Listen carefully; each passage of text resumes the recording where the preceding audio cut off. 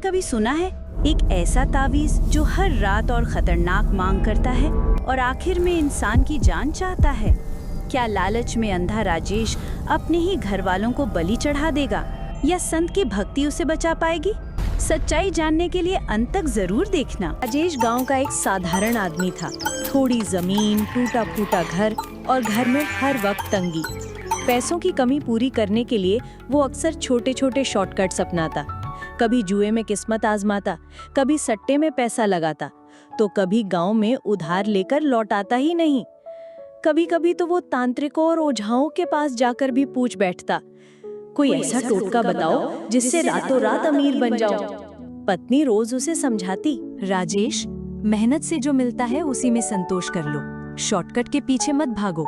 मुझे तो बस किसी भी तरह अमीर बनना है ताकि गांव में मुझे भी इज्जत मिले।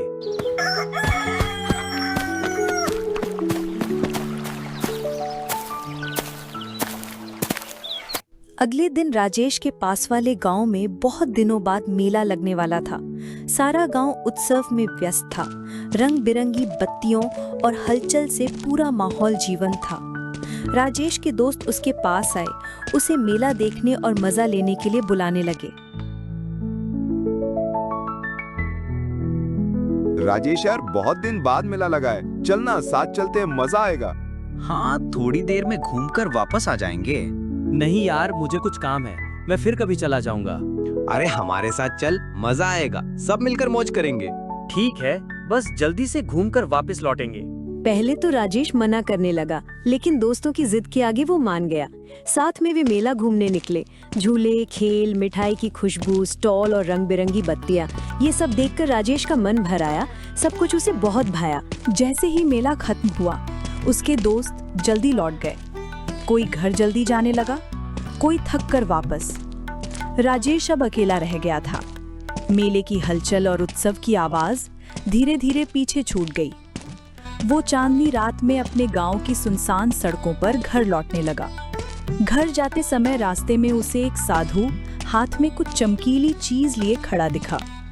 राजेश से रहा नहीं गया और उसने पूछ लिया, बाबा, आप कौन हैं और इतनी रात को सुनसान रास्ते पर आप ये चमकीली वस्तु लिए क्यों खड़े हैं? साधु ने उत्तर दिया, मैं एक सिद्ध पुरुष हूँ। क्या तुम्हें अमीरी चाहिए?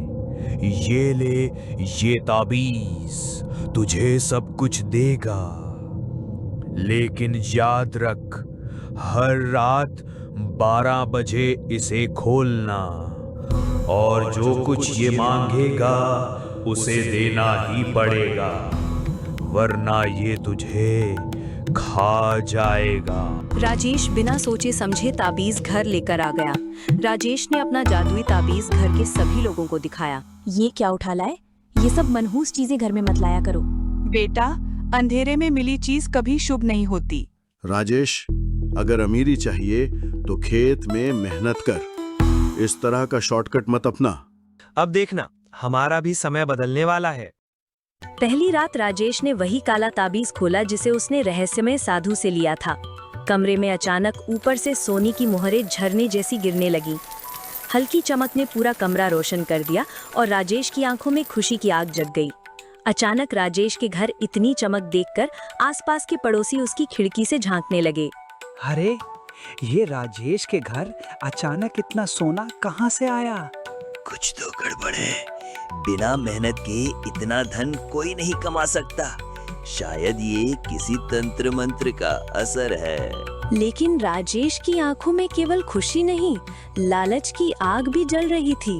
उसने अपने मन में सोचा, अगर ये ताबीज इतना धन दे सकता है तो शायद इससे और भी बड़ी दौलत मिल सकती है। और तभी ताबीज से हल्की फुसफुसाहट सुनाई दी, जैसे कोई अजनबी आवाज कह रही हो, और मांगो और लो, लेकिन याद रख, जो भी मैं मांगूंगी देना होगा। राजेश ने आवाज सुनी, पर उसे डर नहीं बल्कि लालच और उत्सुकता और ज्यादा बढ़ गई। अब देखो, अब गरीबी के दिन खत्म, सब कुछ मेरा होगा। इतना सब अचानक कहाँ से आ रहा है? कुछ तो अजीब है, मुझे डर लग रहा है। इसे छोड़ दे बेटा, लालच से हमेशा नुकसान होता है। तुम लोग कभी खुश क्यों नहीं हो सकते? अब सब कुछ बदल गया है। मुझे रोक कौन सकता है? कुछ दिनों बाद गांव का वही राजेश जो कल तक साधारण इंसान था, अब सबकी जुबान पर नाम बन चुका था। गरीबी के दिन पीछे छूट गए थे। अब महल, दौलत और इज्जत उसके कदम चूम रहे थे। हर कोई उसकी ओर सम्मान से देखता और राजेश मानो आसमान को छूने लगा था। कुछ दिनों तक ताबीज सोने हीरे की बारिश करता रहा। सब कुछ ठीक लग रहा था, लेकिन धीरे धीरे उसकी मांगें बदलने लगी। शुरुआत में उसने बस अन्न मांगा। राजेश ने घर के अनाज से दे दिया। फिर उसने मुर्गा मांगा, फिर बकरी। राजेश ने बिना सोचे समझे सब कुछ चढ़ा दिया। लेकिन ताबीज की भूख यही नहीं थमी। कमरा अब अजीब चमक और डरावनी गूंज से भरने लगा। परिवार के दिल में भय समाने लगा। ये ताबीज धीरे धीरे सब कुछ खा जाएगा, इसे छोड़ दो राजेश। बेटा, ये धन नहीं, विनाश है। तुम लोग समझते क्यों नहीं? यही तो हमारा सपना था, अमीरी। ताबीज की मांगें अब और भी भयावह हो गई थीं।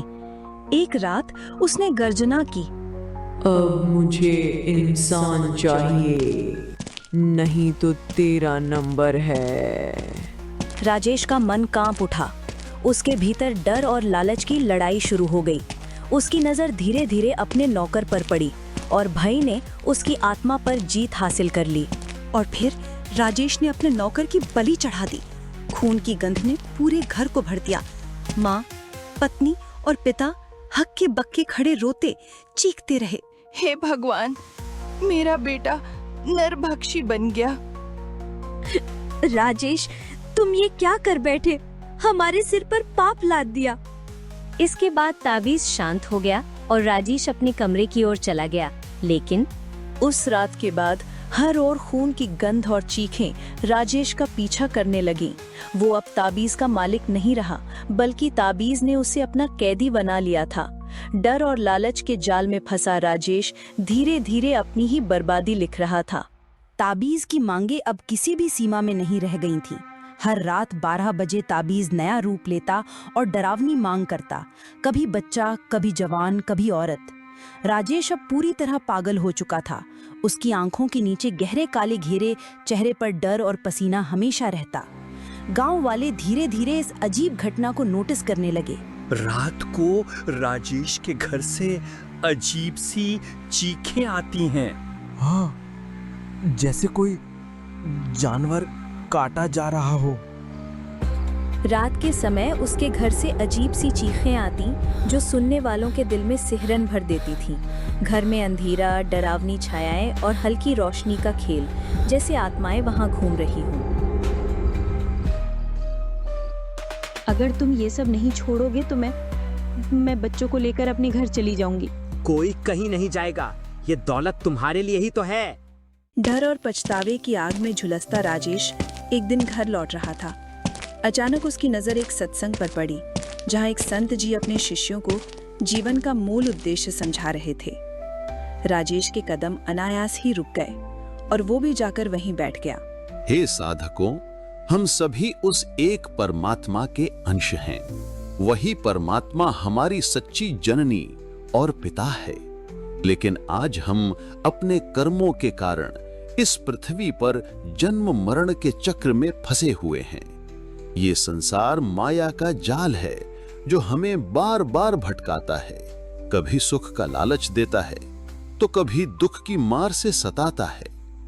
हमारा असली घर यहाँ नहीं है। हमारा असली घर सतलोक है, जहां न जन्म है, न मृत्यु, न रोग है, न शोक। वहां केवल परम शांति, अमर आनंद और अनंत प्रकाश है। लेकिन उस सतलोक तक पहुंचने के लिए हमें इस मायावी जगत में रहते हुए अपने आचरण को सुधारना होगा। संत महापुरुष हमें यही सिखाते हैं कि हमें हमेशा सत्कर्म करने चाहिए।